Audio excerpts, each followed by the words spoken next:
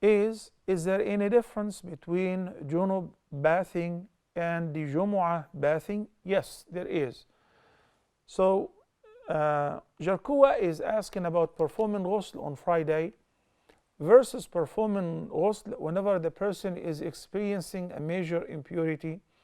And the major impurity is the result of having sexual contact or sexual discharge even without sexual contact, or in the case of a woman, her period is over. So before being able to pray, she must perform ghusl in order to lift the major impurity. A man and a woman who experience wet dreams or sexual discharge due to any reason or sexual contact, they cannot recite Quran, they cannot sit or enter the masjid, they cannot pray until they lift the major impurity with performing ghusl or ghusl janabah, bathing to remove the major impurity.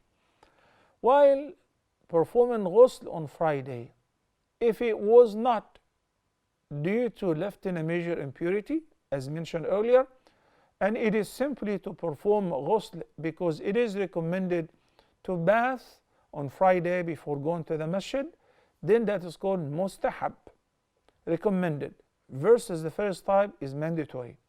Another major difference between the mandatory ghusl to lift the major impurity and the recommended bathing or ghusl, such as on Fridays, on the day of Arafah, upon entering Mecca and before performing ihram, etc., that if a person is performing ghusl in order to remove the major impurity, then this ghusl is sufficient to lift both the major and the minor impurity. In other words, after ghusl, you can just go ahead and pray. I didn't do wudu. Well, the ghusl, which is covering the entire body with water, washing the entire body from head to toe, have left the major impurity. So accordingly, it also left the minor impurity, even though the person didn't actually make wudu. But the ghusl, al-wajib, is sufficient for both, according to the more right view.